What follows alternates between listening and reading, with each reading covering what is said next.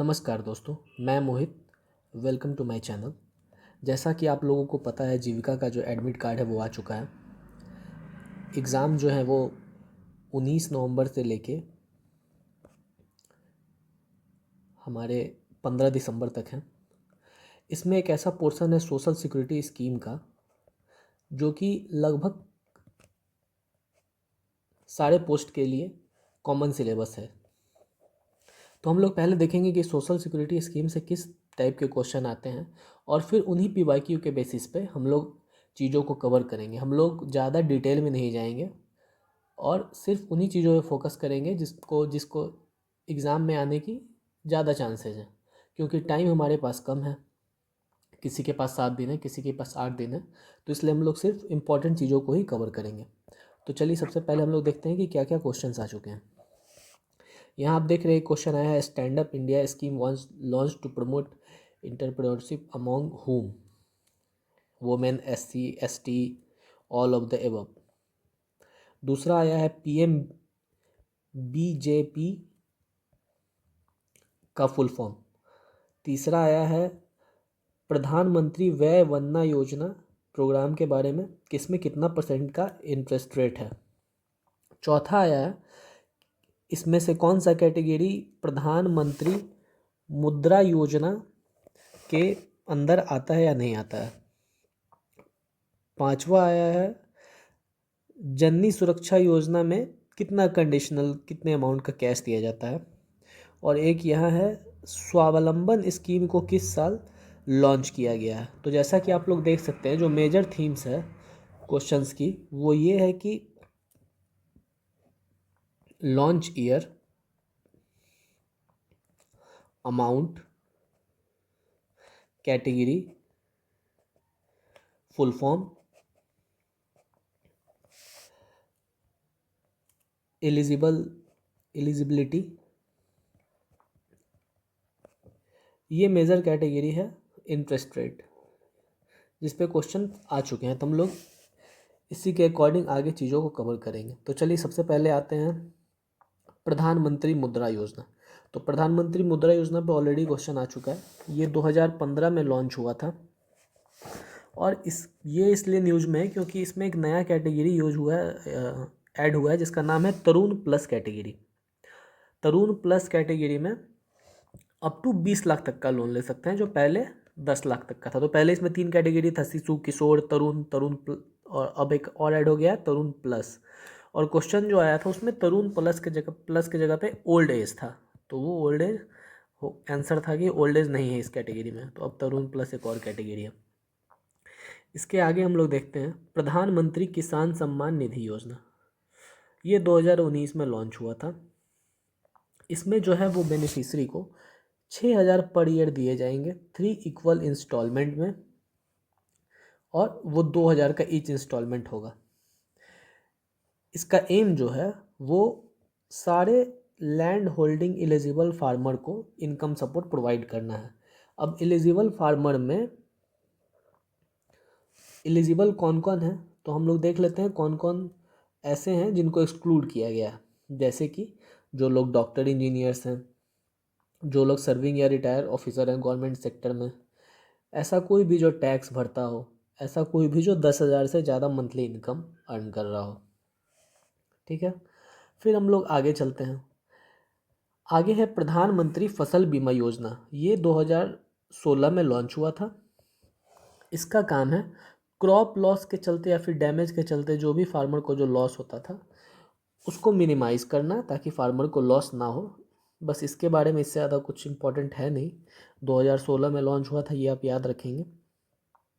इसके आगे है प्रधानमंत्री भारतीय जन औषधि परियोजना स्कीम। ये 2008 में लॉन्च हुआ था।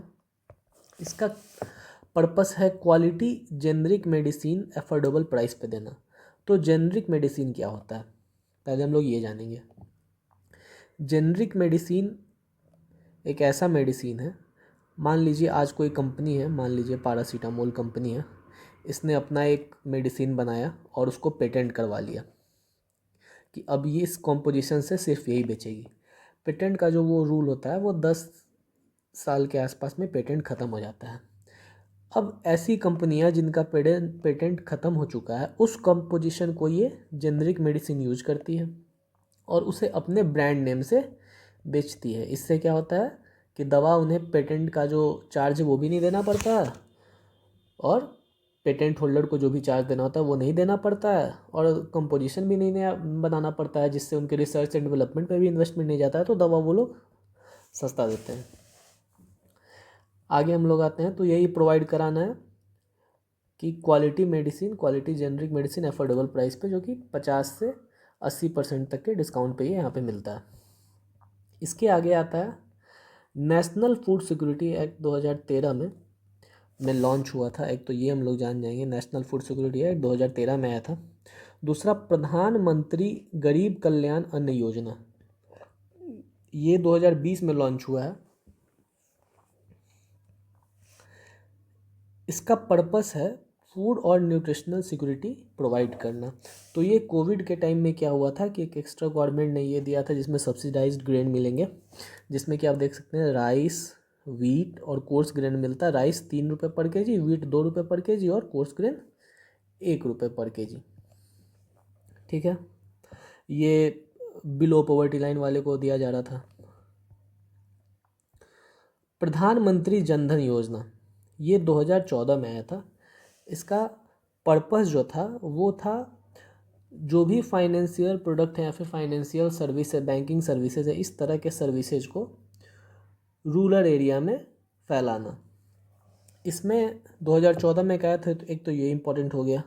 दूसरा इम्पोर्टेंट हो गया, इसमें ओवरड्राफ्ट फैसिलिटी है 10,000 तक का। ओवरड्राफ्ट मतलब जितने बैंक में आपके पैसे उससे ज़्यादा आप 10,000 निकाल सकते हैं, और एक्सीडेंट कवरेज था इसमें 2 लाख तक का। इसके बाद आता है सुकन्या समृद्धि योजना, ये 2015 में लॉन्च हुआ था। इसके बेनिफिशरी जो हैं वो कोई भी गर्ल चाइल्ड हो सकती है। बस एक फैमिली में 2 से ज़्यादा गर्ल चाइल्ड इसकी बेनिफिशरी नहीं हो सकती है। इसमें अगर आप लोग देखेंगे तो मिनिमम डिपॉजिट जो है वो 250 का है, मैक्सिमम डिपॉजिट इसमें 1.5 लाख पर ईयर का है, और एलिजिबिलिटी के लिए girl child under 10 years of age, लेकिन एक फैमिली में 2 से ज़्यादा लड़की नहीं हो सकती है। ठीक है, आगे हम लोग आते हैं stand up India scheme. Stand up India scheme पे भी एक क्वेश्चन आ चुका है। स्टैंड अप इंडिया स्कीम 2016 में लॉन्च हुआ था। इसमें SC, ST और वुमेन के लिए प्रोविज़न है कि उनको जॉब क्रिएशन में उनके लिए मदद करेंगे। इसका जो मेन पर्पस है वो है to empower every Indian and enable them to stand on their own feet, उन्हें अपने पैरों पे खड़ा होने के काबिल बनाना। ठीक है, इसमें 10 लाख से 1 करोड़ तक का लोन एक SC, एक ST या फिर एक वुमेन बोरोवर को किसी भी एक बैंक ब्रांच से दिया ही जाना है।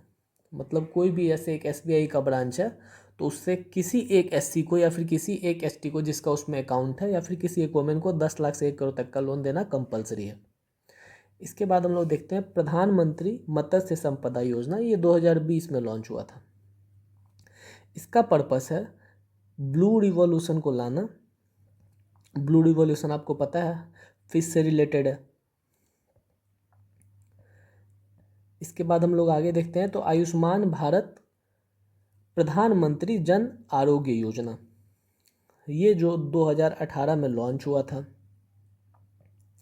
इसका 2 कंपोनेंट है, एक हेल्थ एंड वेलनेस सेंटर, एक प्रधानमंत्री जन आरोग्य योजना।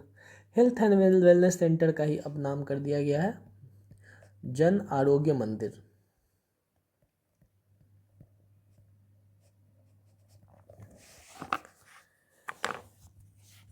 इसका क्या है, इसका बेनिफिट है 5 लाख पर फैमिली पर ईयर। 5 लाख हर परिवार को हर साल सेकेंडरी और टर्शियरी केयर के लिए, हॉस्पिटलाइजेशन के लिए 5 लाख पर फैमिली पर साल सेकेंडरी और टर्शियरी केयर हॉस्पिटलाइजेशन के लिए। इसके बेनिफिट्स हैं जो पोर्टेबल हैं, ये आप कहीं के भी हैं। अगर आप बिहार के हैं आप दिल्ली में जाके अपना इलाज करा सकते हैं, अगर आप दिल्ली के हैं आप बिहार आके आप इलाज करा सकते हैं। कब लॉन्च हुआ था ये? 2018 में। इसके बाद आता है आयुष्मान भारत डिजिटल मिशन, ये 2021 में लॉन्च हुआ है। इसका एम है डिजिटल हेल्थ सॉल्यूशन लाना। मेनली इसमें जो भी कोई भी एक पेशेंट है उसका एक आभा आईडी बनेगा। आभा मतलब आयुष्मान भारत हेल्थ अकाउंट, ये हो गया आभा। तो उनका कोई भी एक अकाउंट बनेगा कि 14 डिजिट का होगा। उसके बाद से उनके कोई भी जैसे ब्लड टेस्ट उनका हुआ तो उसका ब्लड टेस्ट का जो रिपोर्ट है वो उस आईडी पे ऐड हो जाएगा। फिर से अगर उनका कोई लिवर का स्कैन होता है वो ऐड हो जाएगा। उन्हें कौन सी बीमारी है वो ऐड हो जाएगा, जिससे कहीं भी अगर वो ट्रीटमेंट के लिए जाते हैं तो सामने वाले डॉक्टर को तुरंत पता चल जाएगा, अच्छा अच्छा अच्छा इसका ये रिपोर्ट है और ये इसके पेशेंट का जो वो हालत है। तो ये उससे हो रहा है। उसके आगे हम लोग देखेंगे PM street vendor Atmanirbhar Nidhi, PM Svanidhi scheme, ये 2020 में लॉन्च हुआ था। इसका काम क्या है? स्ट्रीट वेंडर जो भी हैं अर्बन एरिया में, रूरल एरिया में या फिर पेरी अर्बन एरिया में, किसी भी एरिया में जो स्ट्रीट वेंडर है उनको 10,000 तक का लोन देना 1 साल के टेन्योर के लिए। अगर उसके बाद अगर वो लोन दे देते हैं तो अगले बार उनको 20,000 का भी दिया जाता है। अगर फिर से रीपे कर देते हैं तो उन्हें 50,000 तक का भी दिया जा सकता है। ठीक है। इसके बाद से हम लोग आते हैं तो अब जैसे कि मैं अभी सिर्फ वही चीज़ें बता रहा हूँ जो मेरे हिसाब से इम्पोर्टेंट है, जिस जिस बेसिस पे क्वेश्चन है। अगर आपको फिर भी लगता है कि इसके बारे में कुछ और भी इम्पोर्टेंट है जो मैंने नहीं डिक्टेट किया या फिर जो मुझसे मिस हो गया, तो पीडीएफ में सब कुछ दिया हुआ है, आप कहीं पे भी पॉज करके देख सकते हैं। जो भी आपको जो कंटेंट इम्पोर्टेंट लग रहा है उसे नोट डाउन कर सकते हैं। ठीक है। उसके बाद आता है जल जीवन मिशन। जल जीवन मिशन 2019 में लॉन्च हुआ था। इसका काम था कि टैप वाटर सप्लाई करना 2024 तक सारे रूरल होम्स में और 55 लीटर वाटर पर डे देने का इसमें बात था। 2019 में ये लॉन्च हुआ था। इसके अलावा कुछ खास इसमें है नहीं इम्पोर्टेंट। इसके बाद आते हैं स्वच्छ भारत मिशन। तो स्वच्छ भारत मिशन 2014 में लॉन्च हुआ था।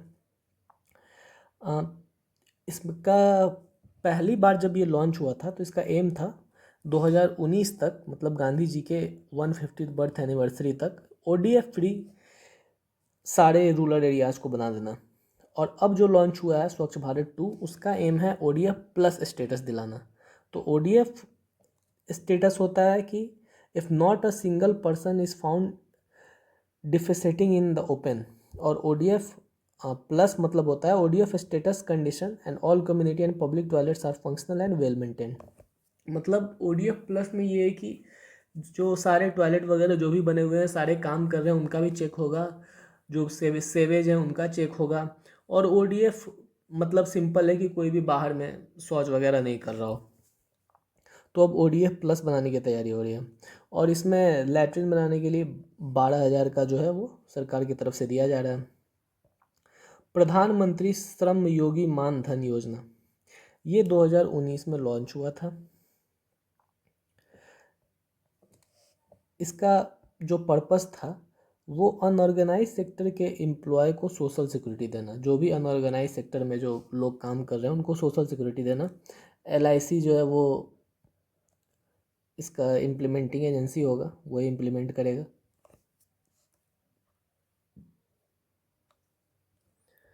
इसके बाद पीएम विश्वकर्मा स्कीम, ये 2023 में लॉन्च हुआ था।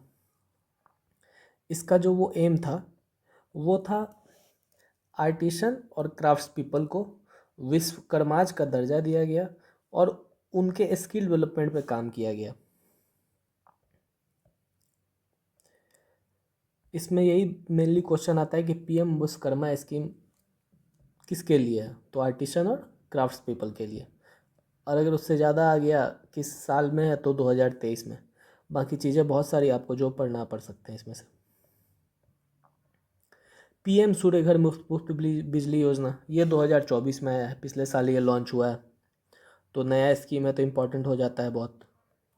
इसका काम है to help and provide 1 crore household को ये 300 यूनिट तक फ्री बिजली देगा।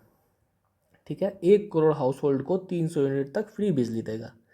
30 गीगावाट सोलर कैपेसिटी का रेसिडेंशियल रूफटॉप सोलर सिस्टम इसमें लगाने में मदद करेगा।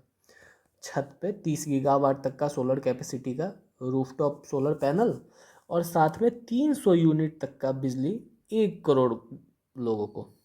ठीक है, इसके बाद आते हैं MG नरेगा। ये 2005 में लॉन्च हुआ था। इसका काम आप लोग को पता ही है, 100 दिन काम देना, गारंटेड वेज एम्प्लॉयमेंट देना रूरल एरिया में। 18 साल से ऊपर के जितने लोग हैं उनको एलिजिबल है वो। इसके बाद आता है प्रधानमंत्री ग्राम सड़क योजना। प्रधानमंत्री ग्राम सड़क योजना 2000 में लॉन्च हुआ था। इसका काम था कि ऑल वेदर रोड, यानी कि जो भी रोड सारे महीनों में काम करे, मतलब पक्की सड़क से रूरल एरियाज़ को जोड़ देना। कब लॉन्च हुआ था ये? 2000 में लॉन्च हुआ था। इसके बाद आते हैं स्किल इंडिया प्रोग्राम। ये 2015 में लॉन्च हुआ था। इसका ईयर बहुत इंपॉर्टेंट है। स्किल इंडिया प्रोग्राम 2015 में लॉन्च हुआ था। इसका ऑब्जेक्टिव था इंडिया का जो यूथ है उसको मैन पावर रिसोर्स बनाना, पूरे वर्ल्ड के मार्केट के लिए। पूरे वर्ल्ड के मार्केट में इंडिया के मैन पावर का डिमांड हो, यहाँ के यूथ का डिमांड हो, ऐसा बनाना। 2015 में लॉन्च हुआ था ये। इसके बाद है मिशन शक्ति। मिशन शक्ति वुमेन के लिए 2021 में आया था, उतना इम्पोर्टेंट नहीं है। वुमेन के लिए एक इंटीग्रेटेड एम्पावरमेंट प्रोग्राम है, वुमेन नारी सशक्तिकरण के लिए। इसमें यही है कि केयर बर्डन को कम करना, वुमेन का लेबर फोर्स पार्टिसिपेशन बढ़ा देना। आपको पता होगा मेल के तुलना में बहुत ज़्यादा कम है, ये सब करने के लिए। फिर बेटी बचाओ बेटी पढ़ाओ, ये 2015 में आया था। बेटी बचाओ बेटी पढ़ाओ का भी ईयर बहुत ज़्यादा इंपॉर्टेंट है, 2015 में ही आया था। इसका काम था sex ratio at the birth को बढ़ाना, इनरोलमेंट रेशियो को बढ़ाना, मेंस्ट्रुअल हाइजीन को ध्यान देना। इन सब चीज़ों पे इसका फोकस था, 2015 में लॉन्च हुआ था। अब एक है महिला सम्मान सेविंग सर्टिफिकेट।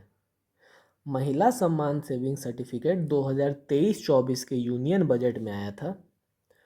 2 साल के टेन्योर के लिए 7.5% का कंपाउंडेड क्वार्टरली इंटरेस्ट रेट ये देगा। याद रखिएगा, 7.75% महिला सम्मान सेविंग सर्टिफिकेट। इसमें मिनिमम अमाउंट जो इन्वेस्ट होगा वो 1000 होगा और मैक्सिमम 2 लाख तक हो सकता है। 7.5% का कंपाउंड इंटरेस्ट देगा ये। इसके बाद आते हैं तो परख उतना इम्पोर्टेंट नहीं है। फिर समग्र शिक्षा अभियान। समग्र शिक्षा अभियान 2018 में लॉन्च हुआ था। इसका पर्पस था कि नर्सरी से लेके आप समझ सकते हैं क्लास 12 तक के होलिस्टिक एजुकेशन प्रोवाइड करने के लिए ये लाया गया था। इसका जो इम्प्लीमेंटेशन है वो right to children to free and compulsory education RTE act 2009 को सपोर्ट करने के लिए था। मतलब इस act right to education act 2009 के सपोर्ट करने के लिए ये लाया गया था समग्र शिक्षा अभियान। इससे रिलेटेड एक और चीज़ आपको पता होगा, 86 अमेंडमेंट एक्ट 2002 से आर्टिकल 21 है, फंडामेंटल राइट हम लोग का एजुकेशन चिल्ड्रन का 6 से 14 ईयर। आर्टिकल 45 DPSP में भी सेम चीज़ जोड़ा गया और साथ में फंडामेंटल ड्यूटीज़ में 51A के पार्ट में, लास्ट पार्ट में 11th फंडामेंटल ड्यूटीज़ एजुकेशन से रिलेटेड ऐड कर दिया गया था। इसके बाद आते हैं NPS Vatsalya scheme. NPS Vatsalya scheme एक सेविंग स्कीम है जिसमें कि 18 साल से नीचे के बच्चे एलिजिबल हैं। उनको एक प्रान नंबर दिया जाएगा। प्रान का फुल फॉर्म देख लीजिए, परमानेंट रिटायरमेंट अकाउंट नंबर। प्रान, परमानेंट रिटायरमेंट अकाउंट नंबर उनके नाम पे दिया जाएगा और उनके नाम पे तो उनके नाम पे उनके गार्जियन जो है वो कोई भी एक रजिस्टर्ड पेंशन फंड चुन सकते हैं। उसमें मिनिमम 1000 लिमिट है पैसा डालने का, मैक्सिमम कुछ लिमिट नहीं है, अपर लिमिट कितना भी डाल सकते हैं। 3 साल का लॉक इन पीरियड है। लॉक इन पीरियड 3 साल का मतलब 3 साल तक तो पैसा नहीं निकलेगा, और 3 साल के बाद जितना भी पैसा जमा हुआ है उसका 25% तक निकल सकता है एजुकेशन वगैरह के लिए। 2024 में आया है। पिछले साल के लगभग सारे स्कीम बहुत ज़्यादा इंपॉर्टेंट है। उसके बाद से प्रधानमंत्री जनधन योजना, ये 2014 में लॉन्च हुआ था। इसका एम था फाइनेंशियल इंक्लूजन करना। ये हम लोग पहले भी देख चुके हैं, इसको आगे बढ़ते हैं। इसके बाद आते हैं प्रधानमंत्री जीवन ज्योति योजना। 2015 में लॉन्च हुआ था। 18 से 50 साल के जो लोग हैं वो एलिजिबल हैं, और ये मेनली इंश्योरेंस प्रोवाइड कर रहा था। तो डेथ होने पे 2 लाख रुपया एश्योर्ड सम लोगों को मिलेगा। 18 से 50, प्रधानमंत्री जीवन ज्योति योजना, PMJJBY। Full form short form पे भी थोड़ा ध्यान रखिएगा, क्योंकि शॉर्ट फॉर्म भी पूछता है। तो प्रधानमंत्री PMJJBY, प्रधानमंत्री जीवन ज्योति योजना 2015। अटल पेंशन योजना, 18 से 40 साल तक के लोग एलिजिबल हैं। ठीक है, 1000 से 5000 रुपये तक का वो पेंशन ले सकते हैं, जितना भी कंट्रीब्यूट करेंगे उसके हिसाब से। प्रधानमंत्री आवास योजना ग्रामीण 2016 में लॉन्च हुआ था। इसमें क्या है, इसमें अगर प्लेन एरिया में तो 1.2 लाख रुपया घर बनाने के लिए, हिली एरिया में है तो 1.3 लाख रुपया घर बनाने के लिए 2016 में लॉन्च हुआ था। इसके बाद प्रधानमंत्री किसान मानधन योजना, ये 2019 में लॉन्च हुआ था। एंट्री एज इसका 18 से 40 है, स्मॉल एंड मार्जिनल फार्मर के लिए है, और 2 हेक्टेयर से कम लैंड होना चाहिए आपके पास। इसमें भी एश्योर्ड पेंशन 3000 का आपको मिलेगा। प्रधानमंत्री किसान मानधन योजना 2019 में लॉन्च हुआ है। 18 से 40 एज है, स्मॉल एंड मार्जिनल फार्मर के लिए है, एश्योर्ड पेंशन 3000 पर मंथ है। अब इसके बाद से यही 30 स्कीम थे। इसके बाद से आप लोग देखेंगे तो जो भी ब्लॉक प्रोजेक्ट मैनेजर में भी यहाँ पे पंचायती राज है, आगे कम्युनिटी कोऑर्डिनेटर में भी यहाँ पे पंचायती राज इंस्टीट्यूशन है, और साथ ही एरिया कोऑर्डिनेटर में भी पंचायती राज इंस्टीट्यूशन है। तो अगला वीडियो जो होगा वो पंचायती राज इंस्टीट्यूशन पे होगा। इस वीडियो में हम लोग इसलिए फास्ट चलें क्योंकि समझाने जैसा कुछ है नहीं। 1 से 2 बार आप सुनिए, आपको याद हो जाएगा। जो इम्पोर्टेंट चीज़ मुझे लग रही थी, मेरे हिसाब से जो ऊपर मैंने आपको क्वेश्चन में बताया भी था, या तो ईयर पूछ रहा है, या फिर फुल फॉर्म पूछ रहा है, या फिर एलिजिबल कौन है वो पूछ रहा है, उस तरह की चीज़ें मैंने कवर कर दी और डिक्टेट भी कर दिया है। बाकी जो PDF है उसमें बहुत ज़्यादा डिटेल है। अगर आपको ज़्यादा पढ़ना है आप ज़्यादा भी पढ़ सकते हैं। ठीक है, और अगर वीडियो आपको अच्छा लग रहा हो तो चैनल को सब्सक्राइब भी कर दीजिएगा, ताकि अगला वीडियो जो आए वो आप तक पहुंच जाए। ठीक है, थैंक यू।